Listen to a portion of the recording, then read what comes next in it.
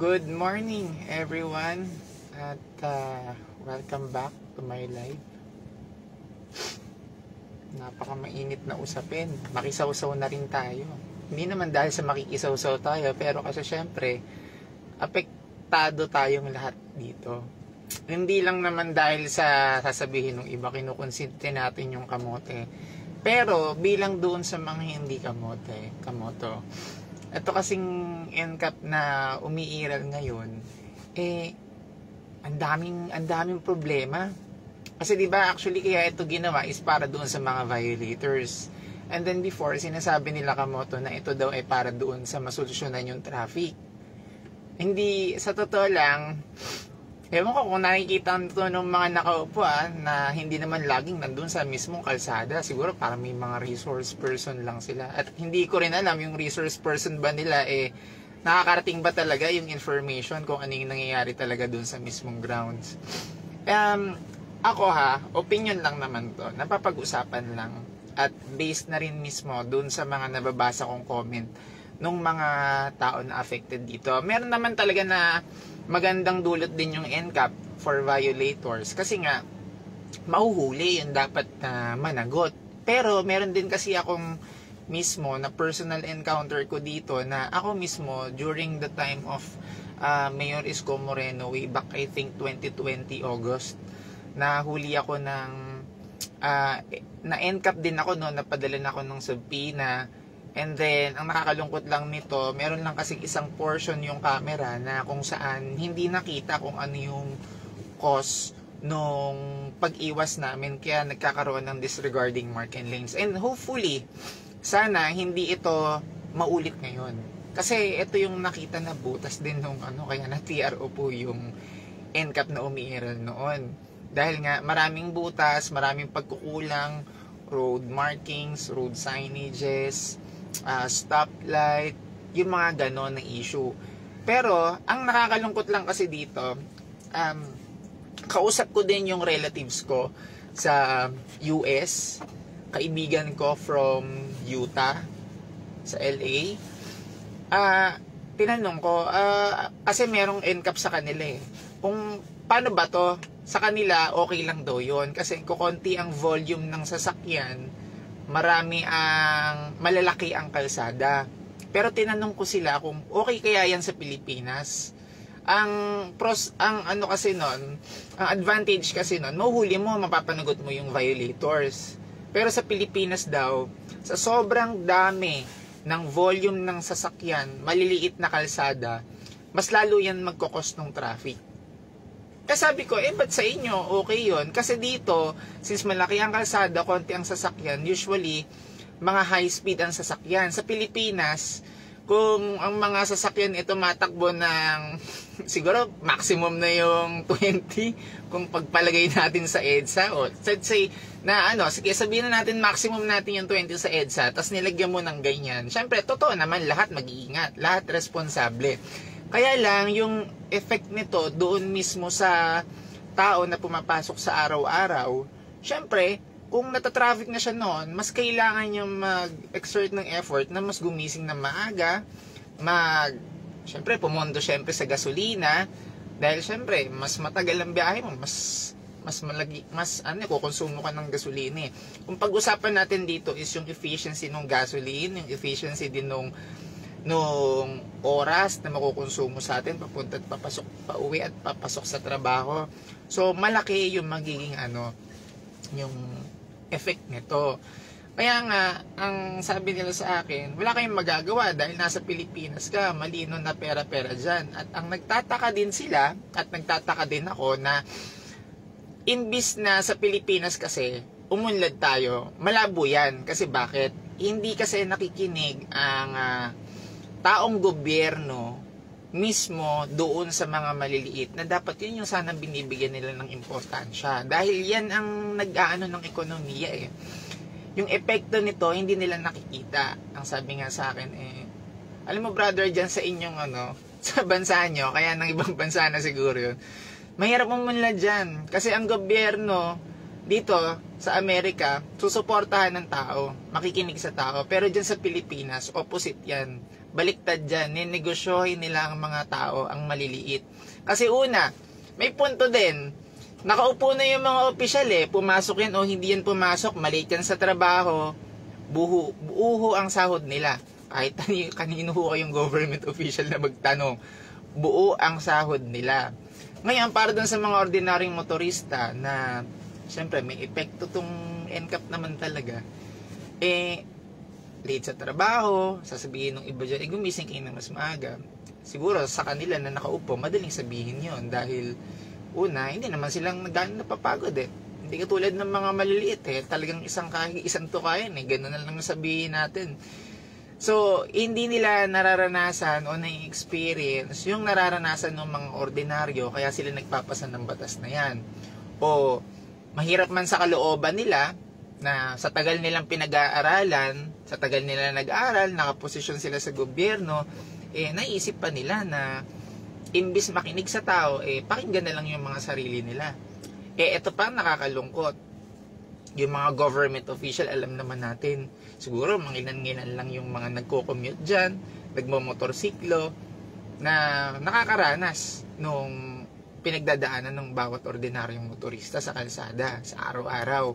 Pero sila, espesyal yan. Kasi hindi naman natin makakailangan mo ito na dyan sa mga kakalsadahan natin. Hindi lang naman sa EDSA. Meron tayong minsan nakakasabay na VIPs. 'Di ba? Na may escort ng Highway Patrol Group. Hindi na natin alam kung official ba sila o ano sila. Pero usually yung mga ganyan, malalaking tao yan. Pero tayo, na makikita natin sa araw-araw na ganon, hinahawi tayo sa kalsada. Alam nyo, yung mga kapwa naman natin enforcer, kung tutuusin, nasa ordinaryong ano lang din yan nasa atin lang din galing yan kaya lang, hindi rin natin sila masisi. Alam nyo kung bakit? Kasi, kumbaga sa meron silang chain of command na sinusunod, na kami, ito lang papatupad naming batas, hindi na kami makakaangal doon, dahil pag umangal kami doon, tanggal kami sa trabaho. Ako, naiintindihan ko sa parte na yon. Pero, hindi rin naman sila bulag para hindi makita yung totoong sitwasyon. Katulad nga yan, nagkaroon na ng NCAP. Syempre, may mga enforcer tayo na siguro mali off na, gawa nga ng camera na yung AI na yung ng mga huli. Pero hindi din alam ko na hindi rin ganun ka-perfect yung system na yan. Kasi hanggang ngayon pinag-aaralan pa. At nakakalungkot lang dito na, alam mo yon, hindi siya applicable talaga sa Pilipinas. At saka, nakakapagtaka lang, tanong ko lang to sa MMDA, kung sinasabi niya dun sa interview ni Chairman Artes, na ito daw ay gamit, wala na daw private sector, something like that, na, kasi dati before, meron niyang may private company na nagpo-provide ng ganitong CCTV, tapos ngayon sinasabi niya na pera na ng taong bayan yan. Yung mga kinokonsulta nyo, mga nasa level nyo lang ba? Kinonsulta nyo ba? Sinubukan nyo na bantalungin yung mga maliliit nating kababayan na araw-araw dumadaan dyan sa particular na daanan na yan, na affected ng NCAP? Did you consult?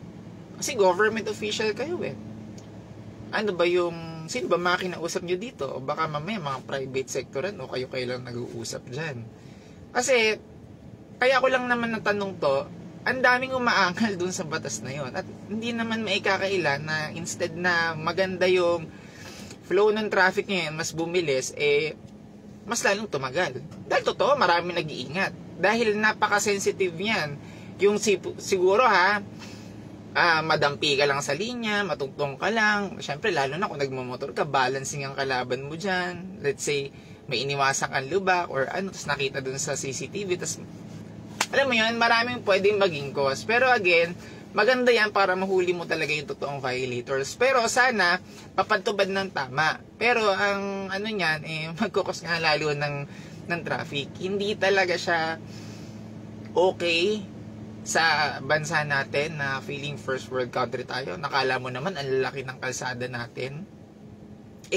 Grabe na yung volume ng mga sasakyan natin. Hindi talaga siya applicable. Ito yung hindi ko alam kung pinag-iisipan ba nila, nag-aral ba talaga sila. Kasi mula noon na nag-aaral sila, hanggang ngayon pinag-aaralan pa rin nila. Kumbaga, yung test the water, hindi po dapat ganun. Hindi po dapat. Yun ang nakakalungkot. At saka kung tutuusin ka mo to, nangyari lang naman yan eh. Kasi nga, eto pa nga, yung batas na pag wala kang garahe, hindi ka allowed na bumili ng sasakyan. Nakakalungkot lang dito, na sinasabi nila itong batas na to, konektado na yan Kamoto. Sorry, hindi lang ako makapag-focus eksakto sa NCAP dito. Kasi, kailangan ungkatin natin yung pinanggalingan nung issue na yan Hindi kinontrol yung volume nung dami at pagbili ng sasakyan na nadadagdag ngayon. So, kung sinasabi ng MMDA at sinasabi pa ng ibang ahensya ng gobyerno na gusto natin bigyan ng solusyon tong traffic, dapat ang tinignan nyo dyan, yung mga nagbebenta ng dealer ng sasakyan. Tinitignan nyo yun rin yung mga lumang sasakyan. Kasi hindi naman makakaandar sa kalsada yan na hindi naman nairerehistro. Wala kasi tayong ganun Kaya nga sa ibang bansa, total naman, mahilig tayong gumaya sa mga first world country. Alam nyo ba na pagpalagay natin sa Japan, sa Germany, 3 years, 5 years lang yata yung sasakyan kung hindi ako nagkakamali. Then, hindi na pwedeng gamitin nyo. Kung may pera ka, bumili ka ulit ng bago. See? Sa atin, hindi natin napapansin nyo. Wala tayong ginawa kung hindi punuin yung tubig dun sa balde at kapag ka umaapaw na yon at saka lang natin may isip na, ay, gawa tayo ng ganitong batas. Mali. Kumbaga, hindi tayo proactive na kailangan kumbaga, kailangan na predict na natin. Hindi ganun Kailangan hinahayaan muna nila tapos lumabas yung balita na yung odd-even scheme. Parang sinabi mo na, advantage to dun sa mga dealer ng electric vehicles, sa mga hybrid cars, bumili kayo. Wala din nangyari. Papabilin mo lang sila. Dadagdagan mo ulit yun dun sa kalsada. Mali. Dapat nakalimit lang tayo. Alam naman ng LTO yan. Alam din ng MMDA yan. Kung ang reklamo ng MMDA, masyado na marami yung volume sa sasakyan, dapat nag-uusap sila. Ang problema sa gobyerno kasi natin, sa mga ahensya ng gobyerno natin, para bang hindi nag-uusap-usap? Alam mo yun, parang sila-sila lang din. Hindi nila kinukonsulta sa tao. Kaya ngayon, nung pumutok tong NCAP na to, nung panahon din na maraming naabuso tong NCAP na to, sa mali pagpapatupad nila, ngayon bumabalik lang ulit tayo dun sa sistema. Alam mo, madali na lang kasing palusot dyan, yung lahat tayo daw, kaya naman daw sumunod. Wala pong problema. Kung tutuusin nga, ang pagkakaroon ng lisensya, sa LTO naman nang gagaling yan. Maliban na lang kung nag-fixture ka. Yun ngang issue nila sa loob, hindi nila maresolbahan Tapos gusto nilang lumabas ngayon, na tipong akala mo sila yung superhero. Tsaka sino pa ba niloloko nila? Bilang Pilipino, di ba, pinanganak tayo dito, baka nga dito naman na talaga tayo mamamatay, sino pa maniniwala dun sa mga pautot nila? Ang maganda kasi dyan, Kamoto, suggestion lang, di naman ako kasing talino nila sila nga mismo na nakaupo na mismo. So, sobrang sa talino, hindi ko alam kung saan nanggagaling yung talino nila Pero naniniwala ako na mas matalino pa rin yung maliliit kasi yung maliliit, kaya nilang solusyonan yung pang-araw-araw na problema nila, samantalang itong mga nandun sa itaas na to na kung tutuusin, sige, hindi, approve na yan, hindi, sige, okay lang. Pera-pera lang. Bayad na sila wala na silang problema doon, wala na silang pakialam kung tutuusin.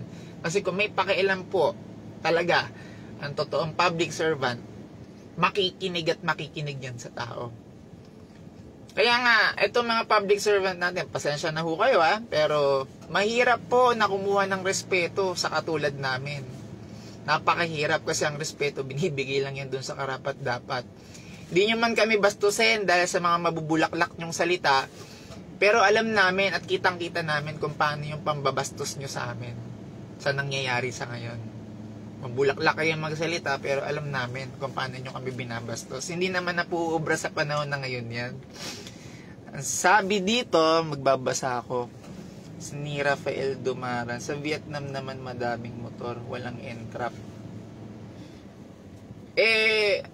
Doon kasi, siguro naiintindihan ng gobyerno nila na motor na lang kaysa magsasakyan ka. Kasi mas marami, sa totoo naman Kamoto di hamak na sa kalsada sa Pilipinas, mas marami ang pwedeng maisakay at maserbisyon ng motorsiklo bukod sa mabilis to.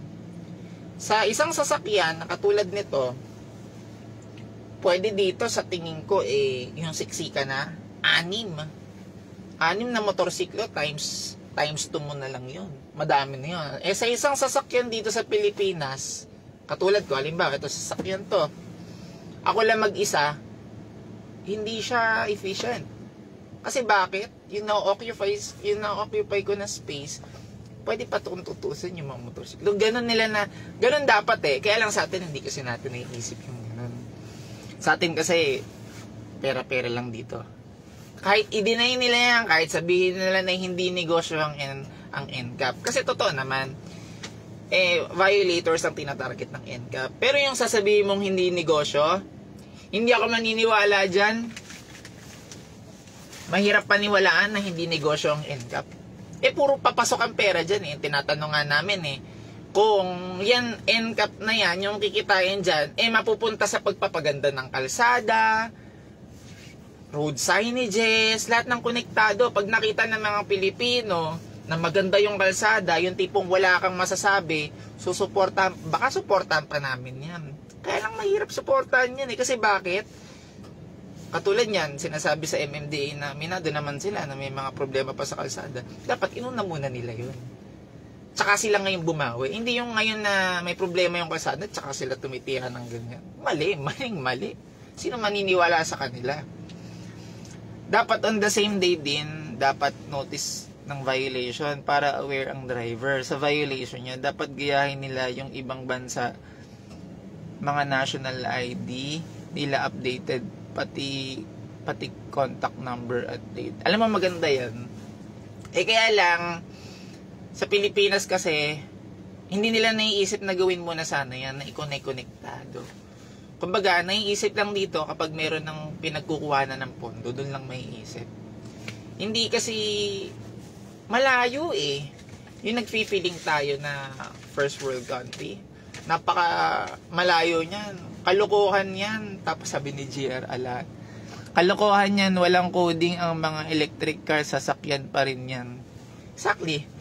Ganun din. Pero kasi parang tingin ko marketing strategy nila to para ibida siguro yung electric cars. Pero kahit saan mo tignan, tama din.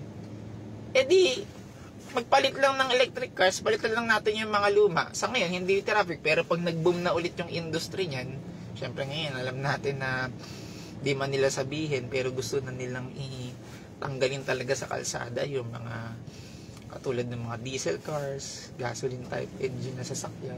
Ganun naman dadating naman talaga tayo sa punto na ganun. Pero kung tutuusin, nasa LTO, kung hindi na pwedeng i-resuran, hindi. Kumbaga meron lang talagang particular na katulad nga nung sinasabi ko sa ibang bansa, 3 taon lang ang sasakyan sa Japan, 5 taon lang ang sasakyan sa Germany, then hindi mo pwedeng gamitin yan. Kaya nga tayo, kamotong, kung titignan nyo, tapunan tayo ng mga repossess units repossess units sa Japan kasi hanggang doon na lang yung kanilang lifespan, then tapon na dito sa Pilipinas. Ngayon, kung tutuusin, wala rin naghahakot lang din tayo ng basura sa ibang bansa. Pero nakakatuwa lang isipin na pinapayagan din pumasok yan dito sa bansa natin. Na alam naman nila na meron na tayong problema sa volume ng sasakyan. Yun ang nakakalungkot doon. Parang hindi nila tinitignan kung saan nag-uugat. Alam mo yun? Tsaka ito pa tanong ko na obvious naman. Bakit laging motorsiklo yung nakikita nyo? Dahil ba hindi rin naman maikakaila na mas dumadami na yung motorsiklo kumpara doon sa mga 4-wheel vehicles? Totoo din naman yun. Kita din naman natin. Kaya siguro mas madali itong kitaan ng pera.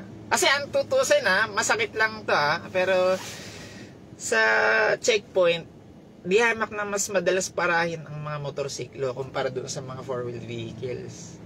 Yan naman ang totoo doon. At yan hindi gawa-gawa yan. Ngayon, kung hihingan nyo ako ng ebidensya, pag hindi nyo tanongin yung mga sarili nyo, yung mga kaibigan nyo nagmamotor, yun lang, ebidensya na yun. Diba? Nakakalungkot lang na laging motorsiklo, maliliit na tao ang nakikita. Iba nga dyan, nakakilala ko from 4-wheel vehicles, tapos nagbigla na silang nagmotorsiklo kasi hirap na sila doon sa ng kalsada Tapos yung dating beat the traffic, ngayon, meet the traffic na. Diba? Yung mga maliliit nating kababayan kamoto, mas pinili na nga lang nila na sumakay ng motorsiklo dahil ito na lang yung alam nila na aabot sila doon sa trabaho nila. Kahit na medyo risky, kahit na medyo mahal kumpara doon sa pag nagko-commute ka na sasakay ka ng jeep, buses. Kasi ang labanan ho kasi ngayon, kamoto, is yung oras. Pero sa nangyari ngayon na hindi naman applicable tong NCAP sa bansa natin dahil sa sobrang dami ng sasakyan at maliit na kalsada, nagkakandaletse-letse yung mga tao. Hindi, sa bagay, yung mga nakaupo sa gobyerno, wala naman talagang pakialam yan kung ano ang magiging epekto nito. Basta sa kanila, sige, given na masunod yung tama na dapat naman talaga, pero hindi nila iniisip na hindi ito babagay sa bansa natin. Hindi tayo first world country na malaki ang kalsada at konti lang ang volume ng sasakyan. Sobra-sobra hong malayo tayo kahit gusto natin silang gayahin. Kasi wala eh. Pansinin nyo ba yung mga establishment pagdating ng road widening, di ba? Medyo kaawa-awa din naman yung tatamaan doon sa negosyo nila dahil doon sa road widening. Kasi too late masyado, tsaka masyadong magastos yun. Kung ako sa kanila, kinontrol nila yung pagdami ng sasakyan. Wala eh. Negosyo yan, kamoto, alam natin. Kahit na kahit wala kang garahe sa Pilipinas, diskartehan mo lang yan, magbayad ka sa fixers. Makakapasok at makakuha ka ng sasakyan. Kasi negosyo rin yan siguro ng ibang politiko o may connection sila. Kaya sige, kuha lang. Kaya nga ngayon, todo down, bababa ng down payment ng sasakyan. Kasi wala tayo talaga yung batas na umiiral na, alam mo yon, na proporrekta dun sa maliliit. Laging papabor sa kanilang malalaki yan. Hindi nila maiisip kasi they never been there. Yung iba nga dyan, anak na ng mga presidente, anak na senator. Yun eh, wala ka na makikita dun sa mga nakaupo sa atin. Baka ilan lang na nanggaling mismo sa mababang sa laylayan. Wala, lahat mga elitista. Lahat mga may negosyo. Ayun, problema sa ating Pilipina, mahilig tayo magluklok ng mga kaya tinan mo. Walang nakakaintindi sa ating maliliit. Puro pang-aabuso yung ginagawa ng mga nandun sa taas. Kaya hindi din natin masisi na kung bakit nagkakandaletse-letse tayo ngayon. Kasi wala naman nakaupo doon na nanggaling sa maliit eh. Puro mga prominenteng pamilya, negosyante, elitista.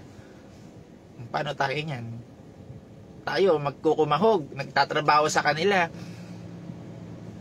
Sila lang aangat. Tayo, mahirap talaga. Nasa Pilipinas tayo eh. Kaya nga, hindi ako magtataka na marami ho sa atin na overseas Filipino worker na sumusugal, lumalayo doon sa pamilya nila para makapagtrabaho doon. Dahil doon, siguro naalalaman nila na ganito pala ang value ko dito. Kahit malayo ko sa pamilya ko, malaki yung bayad sa akin na pag pinadala ko sa Pilipinas, mabubuhay ko yung mga pinapadala ko sa Pilipinas. Pero dito sa Pilipinas, sayang ang galing ng Pilipino, pinapakinabangan lang sa ibang bansa. Kaya kumbaga, domino effect yan. Ngayon, mas lalo ko naiintindihan. Yan, sabi is ni Mel Arcayera, bawat palit ng namumuno sa ahensya may sariling batas na pinapatupad, kaya sobrang dami ng batas. Nakakahumahog sila sa pagpatupad ng kanya-kanya sila. Totoo naman yan, kamoto, kanya-kanya sila. Ang problema kasi sa atin, sa pagpalayan sa MMDA, yan eh, kumbaga appointee yan eh. Kahit sabihin mong maganda yung ginagawa ng mga nauna, dahil pinupolitika, hindi na nila susuportahan yung magandang nasimulan. Yun po ang sa Pilipinas. Politika din ang pumapatay doon sa maliliit. Kasi kahit maganda yung naumpisa nun at maraming pabor doon, pag umupo ang kalaban, natalo ang wala na. Tigil na yung project na yan. Iba na ulit. Paiba-iba tayo sa totoo lang. Ang batas natin sa Pilipinas hindi consistent. Alam niyan, sa sobrang dami na ng batas natin sa Pilipinas, sa sobrang talino ng mga mambabatas natin, itanong muna nila sa sarili nila kung ito ba ay consistent na nai-implement. Yun ang tanong. Consistent ba na nai-implement lahat ito? Ako, sasagutin ko na hindi. Kasi, sa totoo lang, discriminatory na agad pagdating sa checkpoint eh. Minsan paparahin ka, minsan hindi. Tapos motor lang, tapos yung sasakyan hindi. Tapos minsan din pinaparahin yung sasakyan. Maisipan lang ho talaga. may NCAP man o wala, kung may disiplina sa kalye, walang singitan. Teka, nag-slow connection walang singitan. Walang traffic. Tama o mali? Tama! Pabor ako dyan sa sinasabi ni Sir John Abitria. Alam nyo, ang disiplina natin, sa atin na mismo manggagaling yun. Wala din yan sa nagpapatupad ng batas. Kaya nga lang, may problema rin sa nagpapatupad ng batas. Minsan hindi rin may kakilala na yung nagpapatupad ng batas. Wala rin silang disiplina. Sa halip, BIP pa nga sila sa kalsada. Hindi, sa Pilipinas, hindi ko mahirap magsabi na pantay-pantay tayong lahat. Malabong malabo yan.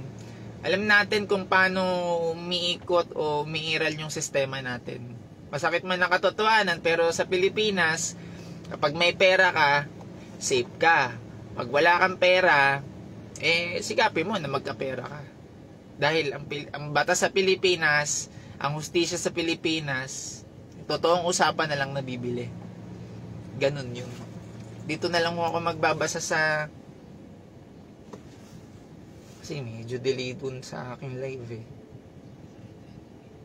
Hindi nag-feedback. Wait lang. Basta ganun nga, sabi ni Melvin, tingin ko kaya na-implement ulit yung NCAP dahil natalo lahat ng kaalyado niya, kaya yun bawi na lang sa Pilipino. Di naman siguro. Pero, di ba? Pero, parang ganun na siguro. Diskarte yan Kaya nga sabi ko nga coincidence na naman yun. Tapos na yung election. Tapos tsaka na naman umiirat ang mga pinapagawang kung ano-anong proyekto. Pero, sa gobyerno kasi kamoto, kapag may proyekto, may pera. May perang involved. Hindi mo rin naman masisi yung mga tao na mag-iisip sila, sasabihin ng ebidensya. Sa kalakaran ng Pilipinas talaga namang pag may proyekto dyan, imbis na maitayo mo, maabuti ng dekade bago tumayo yan. Kasi ang issue dyan, kahit may pondo na, nabubulsa pa. Diba? Hindi nila masunod yung time frame nila kahit may pondo na ngayon, dumodoble pa nga. Yun ang nakakalungkot doon. Wala silang pakialam, sabi ni Bong Alfonso Dedal. Wala silang pakialam. Diyan, pera-pera yan, imposible na hindi nila nakikita yung nangyayari sa EDSA na yan. Yun ang nakakalungkot. Yung mga nakaupo dyan, hindi naman typical na nagko-commute, nagmamotorsiklo. Wala lang, talagang upo lang sila. Kung titignan ko lang naman, baka sabihin niya judgmental. Pero, wala sa wala sa pagko-commute ni Chairman Artes. Kaya hindi niya maiintindihan yung maliliit. Matalino siguro MMDA sa paggawa ng pera. Lahat ng kukupalan alam nila. Ano pa nga ba? Ang kasi dyan, kamoto, ang requirements kasi sa ganyan, tawag dito, requirement kailangan magaling kang gumawa ng pera. Doon na lang tayo sa totoong usapan. Hindi mo kinakailangan na pag-aani yung buhay ng mga Pilipino. Hindi mo sila kailangan intindi. Pag magaling kang gumawa ng pera, retain ka dyan. Kasi bakit? Kung ang puso mo talagang pagiging public servant, kausapin mo yun nandun sa laylayan bago ka magpatupad ng batas. Ilan ba ang maaapektuhan? Ano ba yung magiging impact nito doon sa pang-araw-araw na dumadaan dyan? Kasi yung space pa lang doon sa EDSA, yung bike lane, nabuo lang naman yan nung pandemic Pero kung tutuusin, hindi ko na paglalaanan ng pondo yan. Makakadaan naman dyan, basta disiplina lang. Bike lane mo, katulad ngayon, tenga yung bike lane. Sayang yung space doon.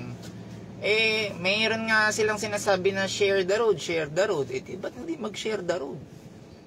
Diba? Hindi yung lalagyan mo ng parang cage dyan na, alam mo yun, napaka-imposible sa atin kasi.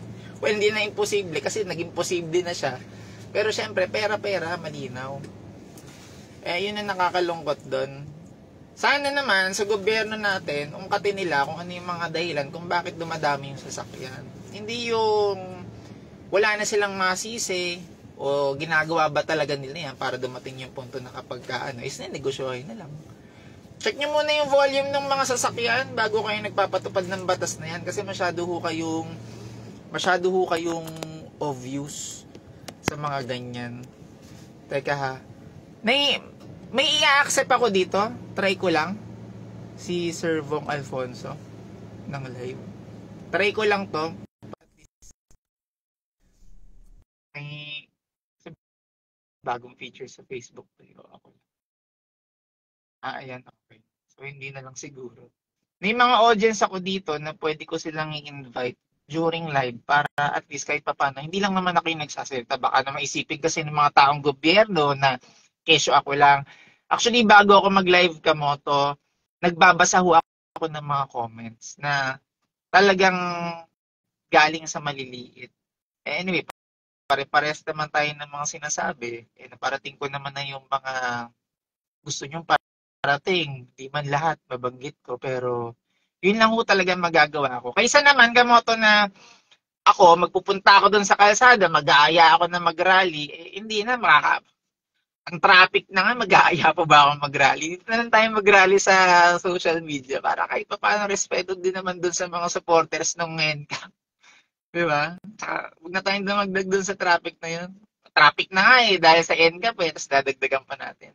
Kung gusto nyo mag-rally, kayo na lang, hindi ako sasama doon. Sabi ni Bong Alfonso, ikaw ang nagiging boses namin. Ay, maraming salamat ha. Kasi ako, ramdam ko kasi kayo, pare-pares lang naman tayo Pero yung mga malalaking tao dyan, hindi nila kailangan to. Sasabihin lang nila, sumunod kayo. Kasi bakit? May pera na ako. May mga empleyado ako. Anong pakialam ko dyan? Ganun naman ang totoo. Mga empleyado ko, yun ang problema. Yun naman ang totoo. Wala namang pakialam yun. Basta ako, kumikita ako, hindi apektado pang kabuhayan ko. Wala akong pakialam. Ganyan din yung politiko. Wala akong pakialam sa inyo. Kailangan ko ng pera. Ngayon, tingnan mo yung kalsada, lintik, puro tadtad. Bakit ngayon lang naisipan na ba't sinabay yung rehabilitation dun sa NCAP? Kung sinong maniniwala sa inyo na totoo ba talaga na concerned kayo? Bakit yung EDSA rehabilitation sinakto nyo sa NCAP?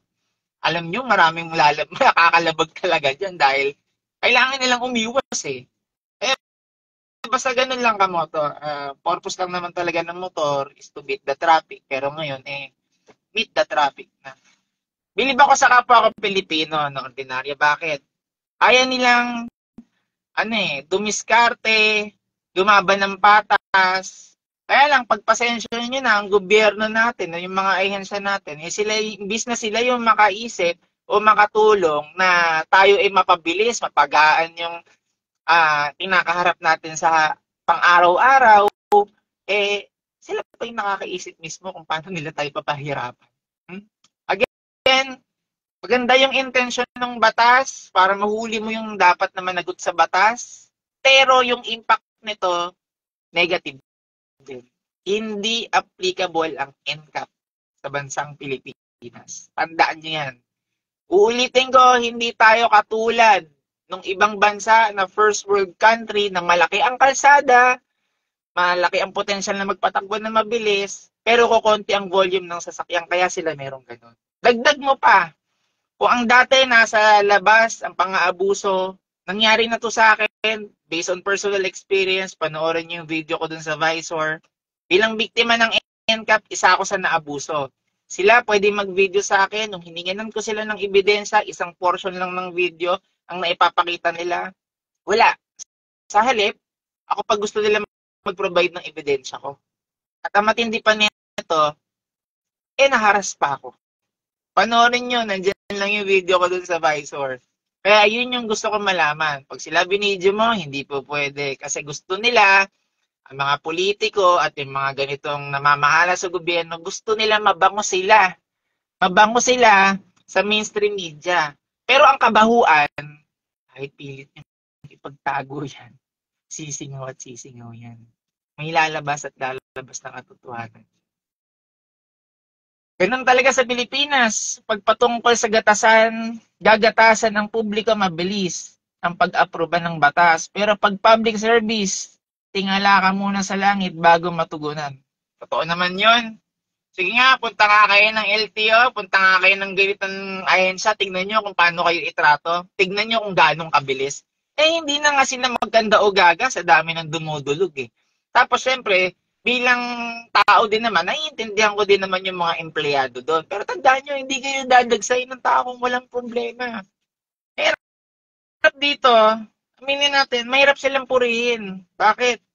Kasi paano mo pupurihin yan?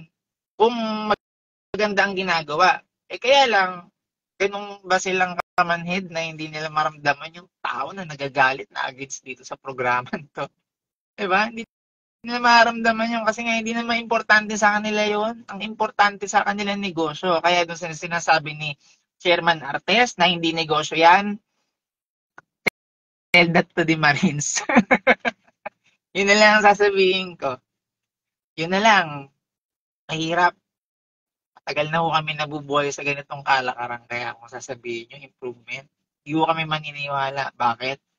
Dapat, bago nyo pinatupad dyan, inayos nyo muna. Saka pinakita nyo muna sa tao. Kaya lang, problema nga natin, trust issue sa gobyerno. Kakaroon talaga ng trust issue kasi hindi naman pinakita ng gobyerno natin yung kaayusan. Papa bro, kamusta ka na? All goods ka na ba? Hindi ka na nag-aangkas, Paps. Uy, bumabahay pa rin ako ng motorcycle taxi. Kaya nga, ramdam ko pa rin kayo. Tsaka proud ako sa pagiging driver ko, tsaka motorcycle taxi rider, delivery. Proud ako dun. Mahirap lang, huwag nyo lang sagasaan yung pangkabuhayan namin. Puro na nga diskriminasyon sa motorsiklo, dinagdagan nyo pa ng ganyan. Ay, nako, negosyo over accident. Yan naman talaga Kaya nga natatawa ako dun sa comment ng iba na, ba't ganon? Pagdating sa kriminalidad, sa pagbabiolate ng mga opisyal, ang lalabo ng kamera ng MMDA. Tapos ngayon, pagdating dun sa NCAP, biglang lumilinaw. Alam mo, totoo naman yon.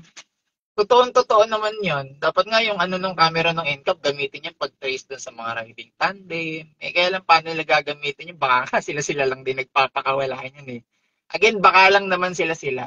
Diba? Ibis na gamitin mo yung camera, pagtugis ng krimen, wala, naiisip mo, ito, delivery rider. Oh, ito, nagsiselfone na ba nagmamaneho? Huli, 5,000. Ganun ka. Galing gumawa ng pera. Tanong, saan pupunta yun? Diba? Kung inuna muna nila sana yung pagandahin ng kalsada, road signages, traffic light, ang daming trap, kahit yung timer sa stoplight, diba nga, tinanggal yung iba doon, yung iba, parang ano pa nga lang parang kung bibilangin mo, 5 seconds pa lang, bigla-biglang, alam mo yun, green, yellow, tapos red, yun, baliktad green, red, Madaya talaga. Tapos hindi pa nakatutok dun yung camera nung MMDA. Wala, madaming sablay. Madaming sablay. Kaya kung ako sa Chairman Artes, di habang buhay nandiyan ka. Kung ako sa inyo, gumawa na lang kayo ng tama.